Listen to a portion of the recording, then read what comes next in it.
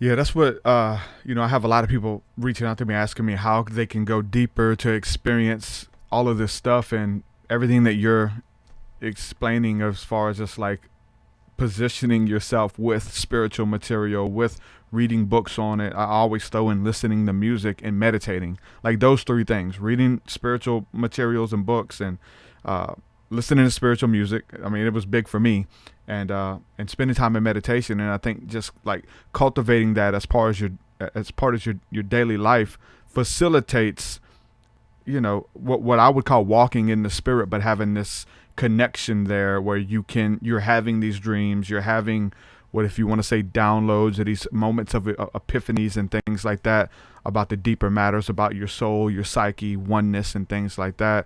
Is there and I know you have a bunch, I know you have programs and stuff available, like, is that something that you would tell people to start with, though, as far as like, how do I go deeper, how do I facilitate these things? I'm interested in what you guys are talking about. I mean, obviously, again, with the programs, there's other like paths and like breath work and getting a little bit more detailed in those musics and meditations. But as far as a whole, what would you say as far as to facilitate that for somebody who's just not getting into some of this stuff? Yeah, I think your approach is pretty logical. It depends on the individual as well. My path was pretty haphazard. For a couple of years, I was disciplined. I think discipline is useful. I think, like you've been saying, like imbibing the materials so that your consciousness is focused in it and resonating to that is definitely something that encourages your brain and your consciousness to shift into those other phases and other states naturally, which is doing every time you go to sleep anyway.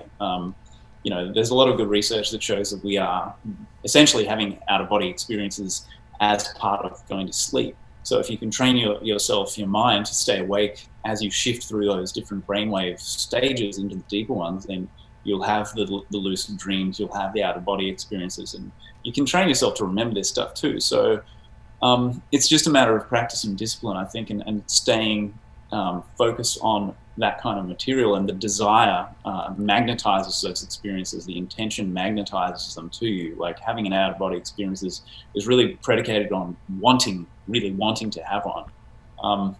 So yeah, I mean, I kind of have just been more focused on embodying these truths that we've been immersing ourselves in, and living from that place and living intentionally, and being it, and sort of kind of trying to be the example of it, but in a way that's just unique to me, what I am. Like, I'm trying to just be me. I'm not trying to be anybody else, or follow anyone else's pattern or formula. So ultimately, everyone's duty and job, their responsibility to themselves, is to unfold that for themselves as that unique. We're all that unique fractal, that unique snowflake. So you can only do you. You can only be you. I can only be me.